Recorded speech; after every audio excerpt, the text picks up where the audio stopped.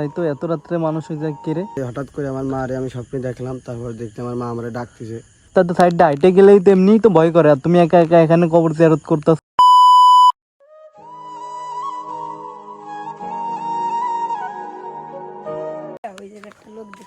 তাই তো এত রাত্রে মানুষ হয়ে যায় কে রে?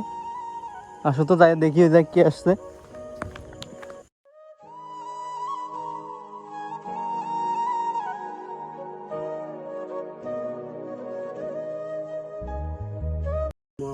আল্লাহ আল্লাহ আপনি আমার মাকে জান্নাতবাসী বানান। আল্লাহ আল্লাহ গুনাহ করতে করতে আল্লাহ গুনাহ করে বসে। আল্লাহ আল্লাহ আমাদের গুনাহ থেকে আল্লাহ আপনি আমার রহমতের নামে করে আমাদের সকলের গুনাহ থেকে মাফ করে দিন।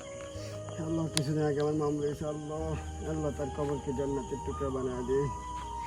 আল্লাহ আপনি আমাদের সকলকে মাফ করে দিন। আল্লাহ আল্লাহ আপনি আমাদের সকলকে মাফ করে দিন। আল্লাহ আল্লাহ আমাকে কিছুদিন আগে আল্লাহ আপনি আমার মা মরে গেছে। আল্লাহ আল্লাহ আমার মা আমাকে ছেড়ে চলে গেছে। আল্লাহ এই দুনিয়া ছিল। আল্লাহ আল্লাহ আপনি আমার মাকে জান্নাতবাসী বানান। সুবহান রাব্বিকা রব্বিল ইজ্জাতি আম্মা ইয়াসিফুন ওয়া সালামুন আলাল মুরসালিন আলহামদুলিল্লাহি রাব্বিল আলামিন। আসসালামু আলাইকুম। রাত্রে এখানে কি করো? এই তো নামাজ শেষ করে আমার মার কবরে ধরে আসছিলাম। তাই বলে এত রাত্রে, এখন কয়টা বাজে তুমি দেখছো?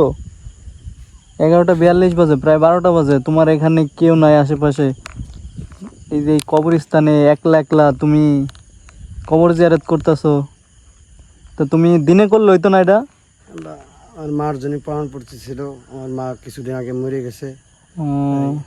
আমার বিশাল প্রাণ পড়তেছিল, তাই আর কি মার ধরে আসছিলাম। তাই বলে এত রাত্রে তুমি একা একা এখানে, তোমার ভয় করতেছে না? আমি শুয়েছিলাম, পরে হঠাৎ করে আমার মা রে আমি স্বপ্নে দেখলাম, তারপর দেখতে আমার মা আমারে ডাকতেছে। পরে আমি আসলাম, পরে এসে আমার মার সাথে আমি কথা বলতেছিলাম।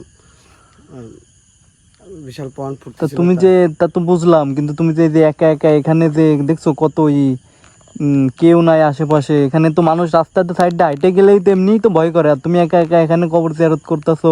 তা তোমার কি ভয়, একটুও ভয় করতেছে না? আমার মনে হচ্ছে যে আমার পাশে আমার মা আছে। আমার বিশাল প্রাণ পড়তেছিল। তোমার মা কি, তুমি কি তোমার মার অনেক ভালোবাসতা নাকি? জি, আমার মাকে আমি অনেক ভালোবাসতাম। ও, আমার মা আমাকে ছেড়ে চলে গেছে, তাই আর কি আমার বিশাল প্রাণ পড়তেছিল। তাই আর কি আমি তোমার বাড়ি কই? আমার বাড়ি এই পাশেই। তো এখানে কই থাকুক? আমি এই মাঝে পড়ি, তাই আর এই কি। যে এই পাশে যে মাদ্রাসায়, মাদ্রাসায় পড়ো তুমি? জি, আমি এই মাদ্রাসায় পড়ি, তাই হঠাৎ করে মার কথা মনে পড়লো, তাই আর কি আসলাম আমি। তাই বলে এত রাত্রে আসতে হবে? তোমার কি একটু ভয় করতেছিল না যে আমি এখান মাদ্রাসা থেকে যাবো ওই কবরস্থানে? আমার মার জন্য প্রাণ পড়তেছিল, তাই আর কি আসছি। আমার কোনো ভয় নাই, আমার মার জন্য আর কি প্রাণ পড়তেছিল, তাই আর কি আমি আসছি। তোমরা কয় ভাই বোন? আমরা 2 ভাই 2 বোন। এখন এখন এখন কই যাবা? তুমি কি মাদ্রাসায় যাবা না বাড়িতে যাবা? আমি মাঝে যাবো। তো তা তুমি কবর জিয়ারত করতে আর 2-1জনের সাথে করে নিয়ে আইতে রাত্রে বেলা, যদি তোমার কিছু হয়ে যায়। আমার আল্লাহ তো আছে, তারপর আমি আমার মার কবর জিয়ারত করতে আসছি, আল্লাহ তো দেখবে, বুঝছেন? হ্যাঁ সেটা তো ঠিক, কিন্তু তারপরেও তুমি একলা একলা আসছো, এটা কি তোমার কি আশা কি ঠিক হয়েছে? ঠিক হয় নাই, তারপরও আমি আইছি আমার মার কবর জিয়ারত করতে। তা তুমি তুমি সাইডে তোমার মাদ্রাসায় তো আর অনেক ছেলেপেলে আছে, তুমি ওইখান থেকে 2-1জন রানলেই তো হইতো। তা তুমি একলা একলা আসলো, তোমার যদি কোনো, আল্লাহ না করুক, তোমার যদি কোনো ক্ষতি হয়ে যাইতো, তখন তুমি কি করতা? কি হবে, আমার মা তো আছে আমার সাথে, বুঝছেন? আমার তোমার মার প্রতি এত বিশ্বাস যে তোমার মা আছে, তোমার মা তো কোনো না কোনো কারণে আল্লাহ তাআলা তারে নিয়ে গেছে, এখন কি করা যাবে? তাই বলে তুমি এত রাত্রে উঠে আসবা, তোমার তোমার একটু ভয় করতেছে না এখন? যে আমার কোনো ভয় করতেছি না। আশেপাশে দেখছো তুমি, আশেপাশে দেখছো একবার নির্জন নীরব, কেউ নাই। আর কবরস্থানে মানুষ সাইড ডাইটে যাইতেও তো মানুষ ভয় করে, আর তুমি একলা একলা এখানে কবর জিয়ারত করতেছো। এটা রিস্ক না তোমার জন্য? রিক্স, তারপর আমার কোনো ভয় করতেছি না, তাই আমি আমার মার কবরে ধরে আসছিলাম। এখন কি করবা? এখন মাদ্রাসায় যাবা? যে আমি এখন মাঝে যাবো। আচ্ছা ঠিক আছে, তাহলে তুমি মাদ্রাসায় যাও গা, এখন আর রাত্রে এখানে থাইকো না, ঠিক আছে?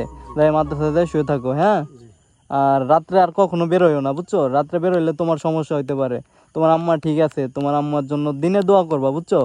রাত্রে আসবা না, রাত্রে তোমার হয়তো বা কোনো ক্ষতি হইতে পারে, আল্লাহ না করুক।